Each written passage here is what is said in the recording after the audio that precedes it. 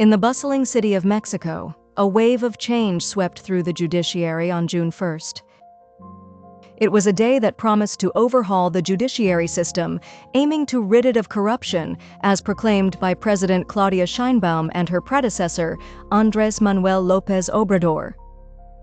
However, the promise was shrouded in controversy and skepticism among many, including a recommendation from an electoral observation mission that reached other countries.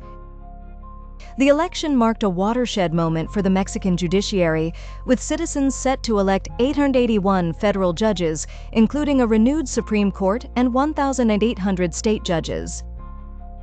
The reform, passed by the ruling party majority Congress last year, ignited a debate over the potential threats to judicial independence and the risks of politicizing the judicial system. Voter turnout stood at an abysmal 13%, an unsettling figure when compared to the previous year's general elections, which saw a healthy 60% turnout. The observation mission from the Organization of American States, OAS, led by former Chilean Foreign Minister Geraldo Muñoz Valenzuela, drew attention to the lack of public awareness about the election and the candidates, dubbing it as one of the lowest participation levels in the whole region. The mission's report highlighted concerns over a concerning proportion of null and unmarked ballots, which exceeded 10%, casting doubts over the electoral process and hinting at possible disillusionment or confusion among voters. Adding to the contentious atmosphere was the distribution of pamphlets known as accordions, physical and digital cheat sheets meant to guide voters toward particular candidates. Despite political parties being barred from explicit advocacy, these pamphlets were widely circulated by various groups, prompting an investigation by Mexican electoral authorities.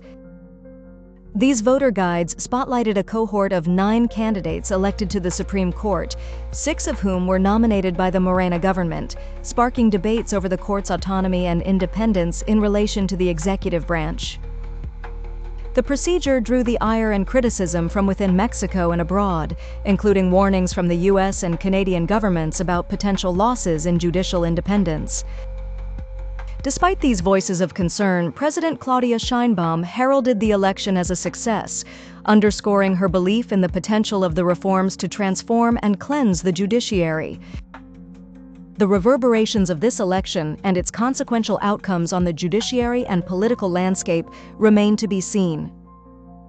As the days pass, Mexico waits, a nation at the crossroads of maintaining judicial integrity and embarking on the ambitious path of reform.